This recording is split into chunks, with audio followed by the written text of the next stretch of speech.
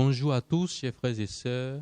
Ce matin, c'est une joie pour nous de vous retrouver et de pouvoir partager ce culte avec vous. Nous bénissons le Seigneur pour les moyens techniques qu'il nous donne. Nous n'avons pas de grands moyens, mais nous voulons vous offrir ce moment pour que chacun de vous, là où vous êtes, en groupe ou seul, vous puissiez célébrer avec nous la victoire de Jésus-Christ sur la mort. Oui, aujourd'hui, c'est notre Pâque, Christ, notre Pâque que nous voulons célébrer. Quoi qu'en soient les conditions dans lesquelles vous vous trouvez, sachons-le, Jésus est vivant, il est sorti du tombeau, il est plus que vainqueur et nous nous sommes rassemblés ici pour le célébrer avec vous et qu'ensemble, partout où vous êtes, vous soyez connectés avec nous pour le célébrer ensemble. Nous allons commencer par la prière. Prions. Notre Père, nous voulons te bénir, te rendre toute la gloire parce que tu en es digne. En ce moment où nous sommes en train de commémorer, Seigneur, la résurrection, la Pâque, Seigneur, nous voulons, Seigneur, te bénir à jamais. Nous prions pour que tu puisses conduire les activités, Seigneur, ce matin et que tu puisses régner dans les vies, dans les cœurs, dans les esprits. Nous voulons que tu marches avec nous, Seigneur, au-devant de nous, pour la gloire de ton nom, Seigneur, et que c'est le message que tu vas donner tout à l'heure, Seigneur, puisse toucher les cœurs, afin que nous soyons vraiment changés et transformés. Donne-nous d'aller dans une nouvelle dimension avec toi, Seigneur, pour la gloire de ton nom. C'est au nom de Jésus que nous avons ainsi prié. Amen. Nous allons vous inviter à chanter avec nous la résurrection de Christ avec nos cantiques, les cantiques que vous connaissez. Nous allons chanter le numéro 66 et chanter ensemble la victoire de notre Seigneur sur la mort. Cantique 66, bénissez le Seigneur.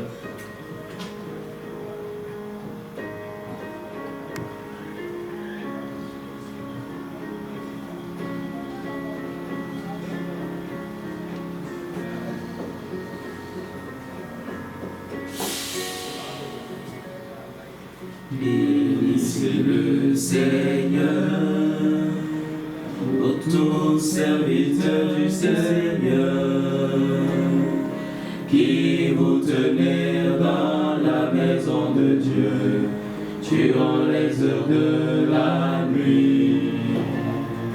Levez vos mains vers lui, alléluia, et bénissez notre Dieu, alléluia. Que le Seigneur soit béni de Sion, lui qui fit les cieux, la terre. Christ est ressuscité, Christ est ressuscité.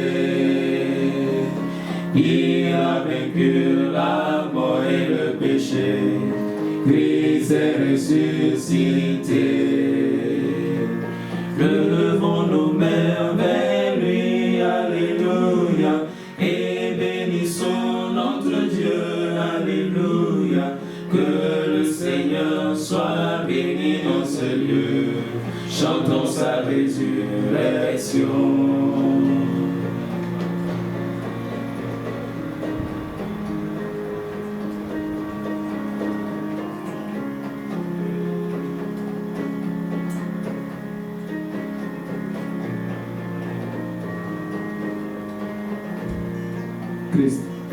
Christ est ressuscité,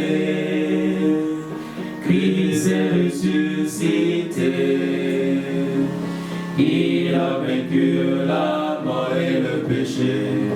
Christ est ressuscité. Levons nos mains vers lui, alléluia, et bénissons notre Dieu, alléluia. Que le Seigneur soit béni dans ce lieu, chantons sa résurrection. Nous allons rester dans cette même dynamique et adorer le Seigneur, celui qui s'est laissé conduire par sa passion pour nous, à son amour immense, en allant jusqu'à la mort, même la mort de la croix, une mort honteuse. Le Seigneur qui a subi toutes choses pour nous, nous chantons à sa gloire. Comment pouvons-nous nous taire devant un si grand amour? Elle nous invite à adorer le Seigneur, puisque pour nous, il s'est donné, il s'est livré. Alléluia.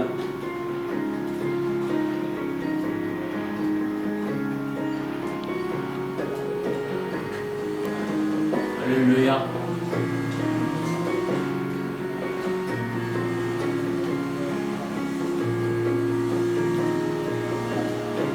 Puisque ton cœur connu, Puisque ton cœur a connu la misère, puisque tes larmes ont coulé, puisque pour nous tu t'es donné, comment ne pas t'adorer?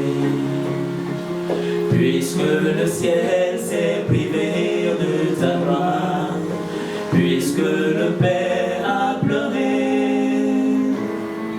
puisqu'innocent tu t'es livré, comment ne pas te louer? Comme un sillon de lumière, dans le néant de la nuit, voici des cieux l'agneau de Dieu, la vérité et la vie. On chante.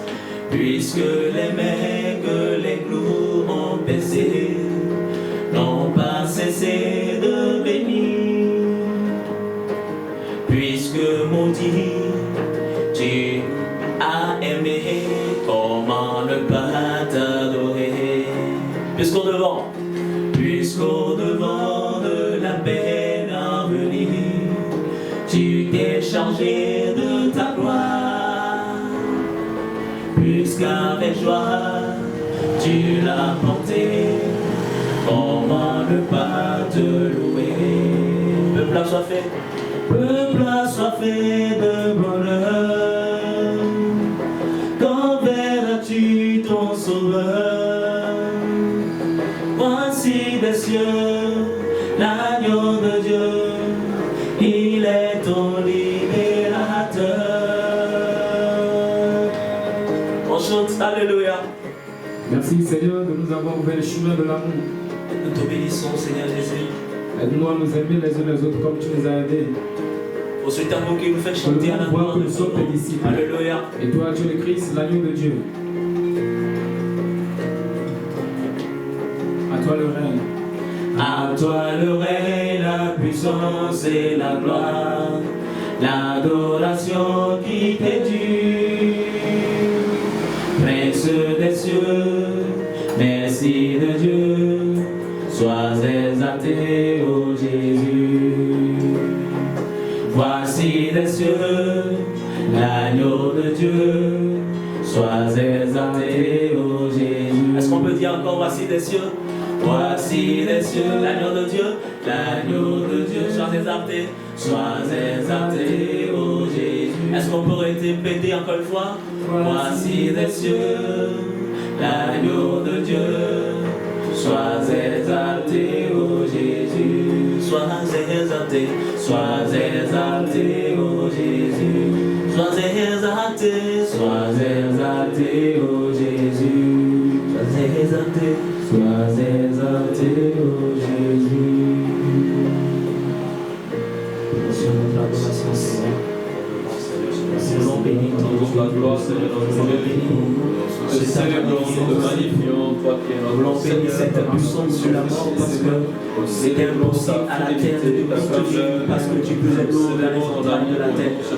Toi qui t'es levé, Ton sacrifice tu as levé ultime à les la cieux, croix, Seigneur. tu as libéré les captifs, tu nous as fait les vivants en établissant ton église éternelle de sous terre. Devant ceux qui t'ont chanté ton l'amour, Seigneur. Je t'ai sacrifié pour nous, Merci, Seigneur. Reçois notre adoration. Chantons le 64. À Dieu soit la gloire. À Dieu soit la gloire pour son grand amour. Dans mon âme noire s'est levé le jour. Jésus à ma place mourut sur la croix. Il m'offre sa grâce et je la reçois. Gloire à Dieu, t'écoutes sa voix. Gloire à Dieu, monde réjouis-toi.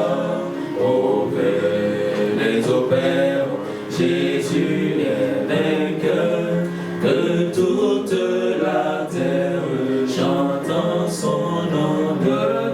Gloire à Dieu,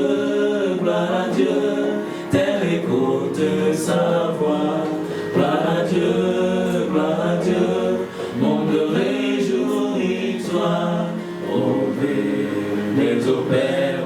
Jésus est vainqueur, que toute la terre chante en son nom. De Jésus la gloire, de Jésus la joie remplit notre cœur. Qu'importe qu'on voit tout notre bonheur, selon sa promesse, Jésus changera en deuil, en allégresse, quand il reviendra. Gloire à Dieu, t'écoute sa voix. Gloire à Dieu, monde réjouis-toi. Ô bénis au Père, Jésus est vainqueur, que toute la terre chante en son honneur. Seigneur, nous voulons te bénir ce matin. Nous voulons te donner toute la gloire. Pendant que nous apprêtons à lire ta parole, nous prions que ton esprit nous bénisse et bénisse tous ceux qui peuvent nous voir et tous ceux qui peuvent nous entendre dans leur maison et dans leur lieu de rassemblement aujourd'hui. Partout où les gens se trouvent ce dimanche de Pâques, nous prions que ta bénédiction et que ta grâce les localise. Nous prions, Seigneur, que tes bienfaits, les bienfaits qui se trouvent dans ta sainte parole, les bénissent et les fortifient. Nous voulons lire ta parole et nous prions, Seigneur, que tu ouvres nos cœurs à l'entendre et à la recevoir. Au nom de Jésus, nous avons prié. Amen. Bien-aimés dans le Seigneur, nous sommes arrivés à un moment précieux comme les autres. Nous allons suivre attentivement la lecture biblique qui est tirée pour ce culte spécial de Pâques. Dans la première lettre adressée par l'apôtre Paul à l'église de Corinthe, dans ce chapitre 15, nous allons lire du 1er verset au 20e verset. Je vous rappelle, frères, l'évangile que je vous ai annoncé, que vous avez reçu, dans lequel vous avez persévéré, et par lequel vous êtes sauvés, si vous le retenez tel que je vous l'ai annoncé. Autrement, vous auriez cru en vain. Je vous ai enseigné avant tout, comme je l'avais aussi reçu, que Christ est mort pour nos péchés, selon les Écritures, qu'il a été enseveli et qu'il est ressuscité le 3e jour, selon les Écritures, et qu'il est apparu à Céphas, puis aux 12. Ensuite, il est apparu à plus de 500 frères à la fois, dont la plupart sont encore vivants et dont quelques-uns sont morts. Ensuite, il est apparu à Jacques, puis à tous les apôtres. Après eux tous, il m'est aussi apparu à moi, comme à l'avorton. Car je suis le moindre des apôtres. Je ne suis pas digne d'être appelé apôtre, parce que j'ai persécuté l'église de Dieu. Par la grâce de Dieu, je suis ce que je suis, et sa grâce envers moi n'a pas été vaine. Loin de là, j'ai travaillé plus que tous, non pas moi toutefois, mais la grâce de Dieu qui est avec moi. Ainsi donc, que ce soit moi, que ce soit eux, voilà ce que nous prêchons, et c'est ce que vous avez cru. Or, si l'on prêche que Christ est ressuscité des morts, comment quelques-uns parmi vous disent-ils qu'il n'y a point de résurrection des morts? S'il n'y a point de résurrection des morts, Christ non plus n'est pas ressuscité. Et si Christ n'est pas ressuscité, notre prédication est donc vaine et votre foi aussi est vaine. Il se trouve même que nous sommes de faux témoins à l'égard de Dieu, puisque nous avons témoigné contre Dieu qu'il a ressuscité Christ, tandis qu'il ne l'aurait pas ressuscité si les morts ne ressuscitent point. Car si les morts ne ressuscitent point, Christ non plus n'est pas ressuscité. Et si Christ n'est pas ressuscité, votre foi est vaine, vous êtes encore dans vos péchés. Et par conséquent, aussi ceux qui sont morts en Christ sont perdus. Si c'est dans cette vie seulement que vous que nous espérons en Christ, nous sommes les plus malheureux de tous les hommes.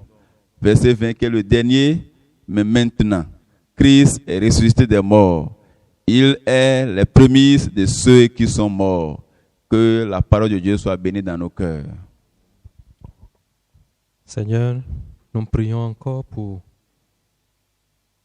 que ta parole nous rafraîchisse pendant ce temps de sécheresse, pendant ce temps de tempête violente qui s'abat sur le monde, pendant ce temps de questionnement, d'inquiétude et de panique.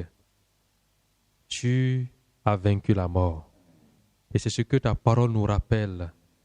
Tu es plus que vainqueur. Béni sois-tu, Seigneur.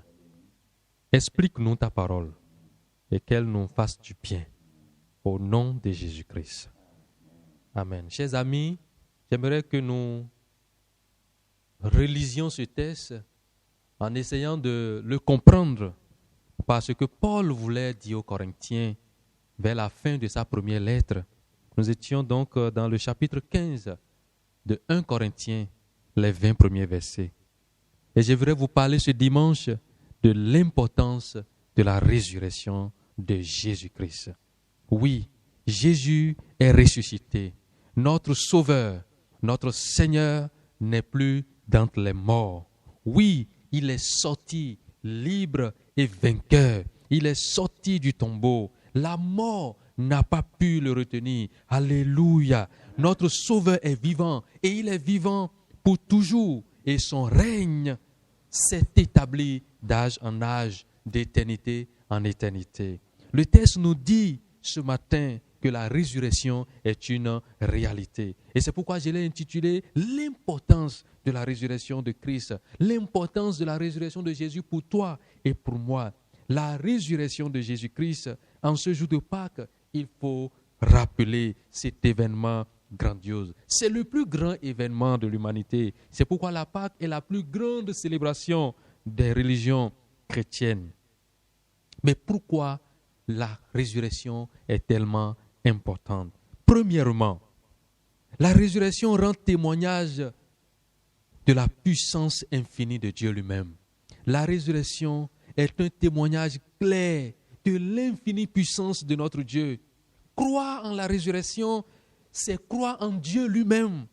Si Dieu existe et qu'il a créé l'univers et qu'il est tout puissant, sa puissance lui a permis de ressusciter les morts quand il le veut. Il a tout pouvoir, il a toute puissance. Il n'est pas limité dans sa puissance. La première raison donc qui montre que la résurrection est tellement importante, c'est qu'elle témoigne de la puissance de Dieu. Imaginez Dieu qui a tout fait, qui a tout réalisé, qui a tout créé, mais qui est incapable de ressusciter son Fils d'entre les morts. En ce moment-là, il ne serait plus le Dieu tout-puissant. Mais la résurrection vient nous témoigner de cette puissance-là. S'il n'a pas cette puissance, alors il n'est pas digne de notre louange. Si Dieu n'a pas la puissance de ressusciter son Fils d'entre les morts, alors il n'est pas digne de notre adoration. Celui qui a créé l'univers, celui qui a créé le monde, il est capable de dominer sur la mort. Il est capable de transformer les situations graves en une situation joyeuse. Il est capable de transformer la tempête que nous traversons en une situation qui s'achève avec joie et gloire. Il est capable de guérir toutes sortes de maladies. Parce que s'il est capable de ressusciter quelqu'un d'entre les morts, il est aussi capable d'arrêter la maladie, d'arrêter le virus. Il est capable d'arrêter les fléaux qui frappent notre monde. Oui, celui qui a créé la vie, celui qui a créé la respiration, celui qui a créé l'être humain est capable de ressusciter après la mort de celui-ci. Si c'est lui qui t'a créé, sache qu'il est capable de te ressusciter. Oui, au verset 55 de ce même chapitre que nous avons lu, Paul déclare joyeusement: « Ô mort, où est ta victoire? Ô mort, où est ton aiguillon ?» 1 Corinthiens chapitre 15, versets 54 et 55. Ce même apôtre Paul nous dit dans Philippiens 3, verset 10, qu'il veut connaître la puissance qui a ressuscité Jésus d'entre les morts. Il était curieux, il était intéressé par cette puissance. Je veux comprendre cette puissance. Je veux voir, mais quelle est cette puissance qui a été à l'origine de la résurrection de Christ. Il dit, je laisse toutes choses derrière moi. Je cours maintenant derrière un but afin de connaître, si je puis, la puissance qu'il a ressuscité d'entre les morts. Oui, cette puissance témoigne de la toute puissance de Dieu, de l'infinie puissance de Dieu. La résurrection de Jésus-Christ est une réalité. En ressuscitant Jésus du tombeau, Dieu nous rappelle sa souveraineté absolue sur la vie et sur la mort. Oui, quand les gens ont peur de la mort, je me dis, mais est-ce qu'ils ont compris que celui que nous adorons a ressuscité plusieurs personnes d'entre les morts? Est-ce qu'ils ont compris qu'il n'a pas de limite face à la maladie? Est-ce qu'ils ont compris qu'il n'a pas de limite face à la mort et qu'il n'a même pas peur de la mort parce qu'il tient la vie et la mort entre sa main? C'est lui qui décide. Dieu est souverainement, absolument, totalement capable de faire ce qu'il veut faire. La deuxième raison que je vous apporte ce dimanche, c'est que la résurrection de Jésus préfigure la résurrection future de tous les êtres humains.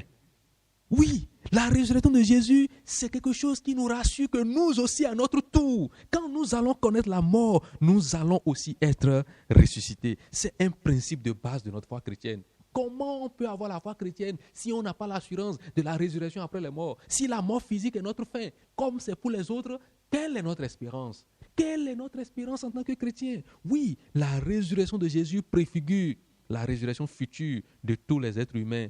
Et ceci est un principe de base de notre foi chrétienne. À la différence des autres religions, le christianisme est la seule religion, je voudrais dire, dont le fondateur a vécu après la mort. Et qui promet à ses disciples qu'il leur fera de même après leur mort. C'est la seule religion. Le christianisme est la seule religion où le fondateur est ressuscité après sa mort et promet la même chose à ses disciples. Oui, les autres prophètes, les autres personnes qui ont fondé de grandes religions dans ce monde et qui ont dirigé de grandes religions dans ce monde, aucun d'entre eux n'est ressuscité. La tombe a été leur fin. En tant que chrétiens, nous sommes réconfortés par le fait que notre Dieu s'est fait homme, est mort pour nos péchés et est ressuscité le troisième jour. Le tombeau n'a pas pu le retenir. Il vit et il est aujourd'hui assis à la droite du Père dans le ciel. Dans 1 Corinthiens chapitre 15 que nous avons lu, Paul explique en détail l'importance de la résurrection de Christ. Quelques-uns à Corinthe ne croyaient pas à la résurrection des morts. Ils ne croyaient pas que les gens peuvent revenir à la vie après la mort. Et dans le chapitre, Paul souligne 6 conséquences. 6 conséquences désastreuses si la résurrection n'était pas une réalité. Et j'aimerais partager ces 6 conséquences avec vous. Si jamais la résurrection était une erreur, était une fausseté, était un mensonge, comprenez quelque chose. Comprenez que la prédication de Christ est vaine. Oui, Paul l'a dit au verset 14. Si Christ n'était pas ressuscité, alors notre prédication est 0, plus 0. Ça ne fait rien dire, notre prédication. Parce que s'il est venu, il a fait tout ce qu'il a fait et puis il a fini dans la tombe comme tout le monde, alors pourquoi on doit l'adorer? Pourquoi on doit le prêcher? La deuxième raison, c'est toujours dans le verset 14. La foi en Christ serait vaine aussi. Ce que nous prêchons serait 0, mais ceux qui confient en cette prédication mettent leur foi en Christ, c'est aussi 0.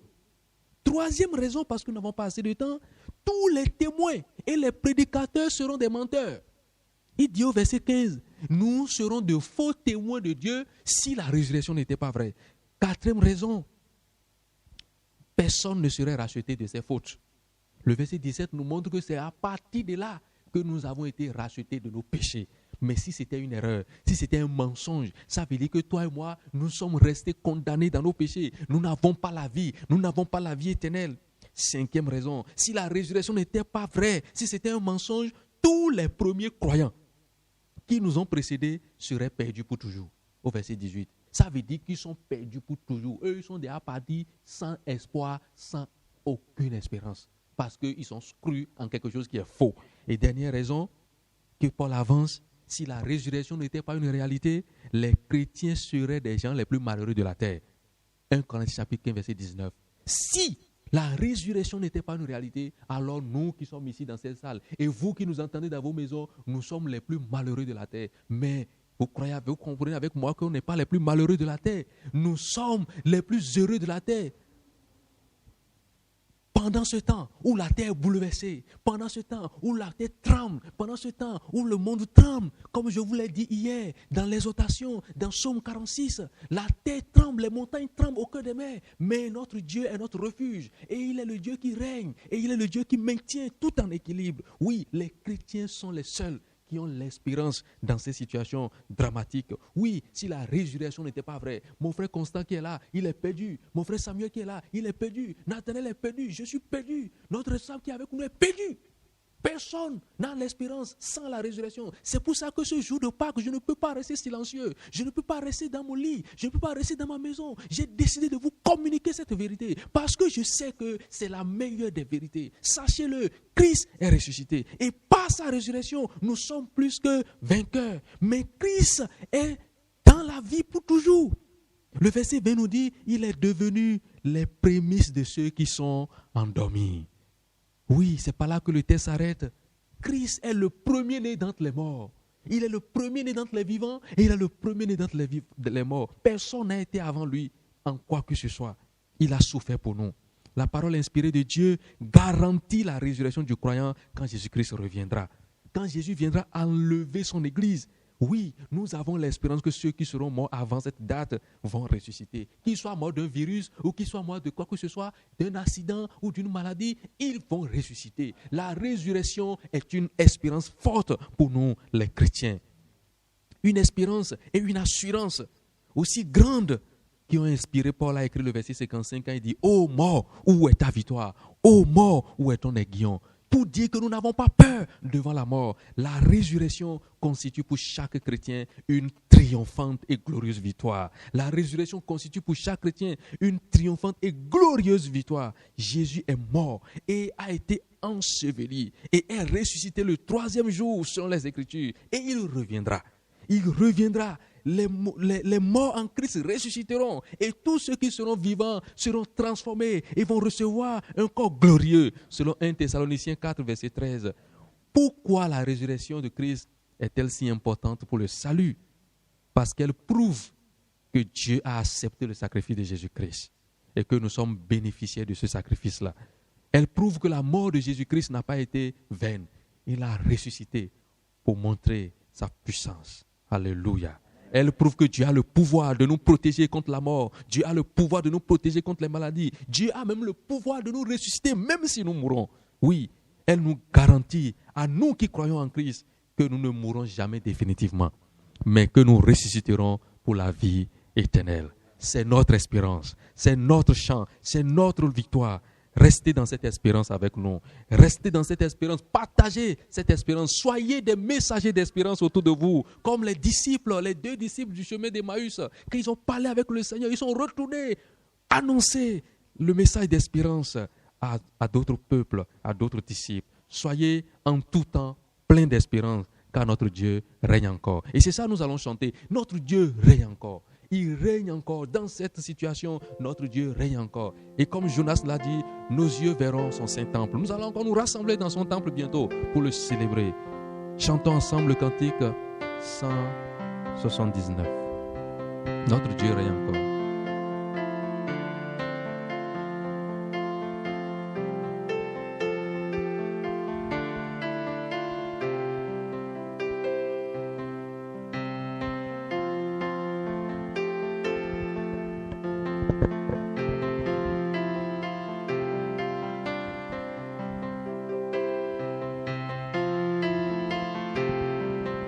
Ce qui nous promet reste vrai pour jamais.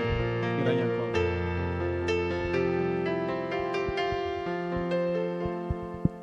Notre Dieu règne encore.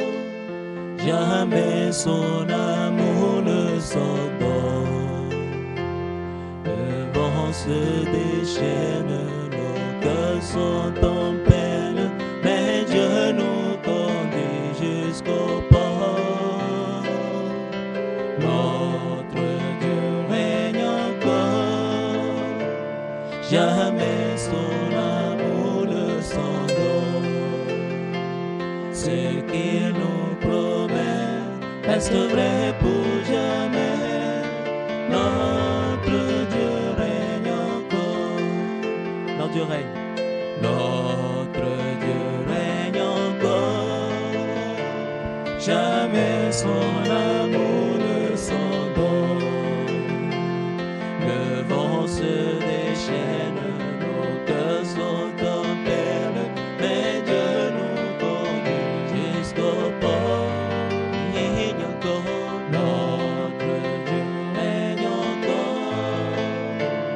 jamais son amour ne s'endort. Ce qu'il nous promet reste vrai pour jamais. Notre Dieu règne encore. Ce qu'il nous promet, ce qu'il nous promet reste vrai pour jamais. Notre Dieu règne encore. Oui, notre Dieu règne encore et chacun de vous, vous devez mettre votre espérance en ce Dieu-là. Parce que nous ne voulons pas que la vidéo soit très longue et que vous ayez des difficultés à la télécharger. Nous allons nous arrêter là et je vais demander qu'on prie pour vous et qu'on vous donne la bénédiction, la grâce de Dieu. Seigneur notre Père, notre Dieu, aujourd'hui nous nous rassemblons devant toi, Seigneur, pour te célébrer. Et tu nous donnes le message le plus important qui est le fondement de notre foi. Seigneur, ta venue dans ce monde nous a fait du bien, Seigneur, jusqu'à aujourd'hui. Et tu es allé dans la mort et tu es sorti vainqueur. Et tu as eu la clé, Seigneur, ce jour des morts. Et tu es vivant, assis à la droite de Dieu le Père. Et tu nous donnes la promesse que tu es toujours avec nous. Que ce soit dans la vie ou dans la mort, tu es toujours avec nous. Et que même après notre mort, Seigneur, tu nous promets la résurrection. Nous sommes reconnaissants pour ce message d'espoir que tu nous donnes et avec laquelle nous marcherons dans cette vie triomphante et avec victoire. Seigneur, sois loué à jamais. Nous prions, Seigneur, que nos cœurs soient plus affermis. En ces temps qui courent, où la peur de ce fléau, Seigneur, ravage partout dans le monde entier, nous voulons, Seigneur, ne pas être ébranlés. Nous voulons que tu fasses de nous des gens invincibles, des gens toujours victorieux, marchant dans la victoire, marchant dans l'espérance, marchant dans l'assurance, Seigneur, que tu es avec nous. Merci pour ton serviteur que tu as utilisé puissamment pour communiquer ce message puissant. Merci pour les âmes qui l'entendent, Seigneur. Nous voudrons que ce message touche les cœurs et que ça puisse aller jusqu'aux extrémités de la terre et que ça puisse porter, Seigneur, ses fruits. Manifeste puissamment, Seigneur, pour la gloire de ton nom. Merci pour ce culte que nous, Seigneur, tu as fait avec nous. Tu es Alpha, tu es Oméga. Seigneur, nous voudrons maintenant, Seigneur, mettre fin, Seigneur, sois avec nous, Seigneur, pour la suite. Seigneur, conduis-nous tous les jours pour la gloire de ton nom. Au nom de Jésus, nous l'avons prié. De la grâce de notre Seigneur Jésus-Christ, l'amour de Dieu le Père, la communion de cet esprit soit donnée à chacun d'entre vous, dès maintenant et pour toujours, dans le nom du Père, du Fils et du Saint-Esprit. Nous avons prié. Amen. Notre mot d'ordre: secours-nous, Dieu de notre salut, pour la gloire de ton nom. Secours-nous, Dieu de notre salut, pour la gloire de ton nom. Secours-nous, Dieu de notre salut, pour la gloire de ton nom. Secours-nous, Dieu de notre salut, pour la gloire de ton nom. Secours-nous, Dieu de notre salut, pour la gloire de ton nom. Secours-nous, Dieu de notre salut, pour la gloire de ton nom. Secours-nous, Dieu de notre salut, pour la gloire de ton nom. Amen. Alléluia.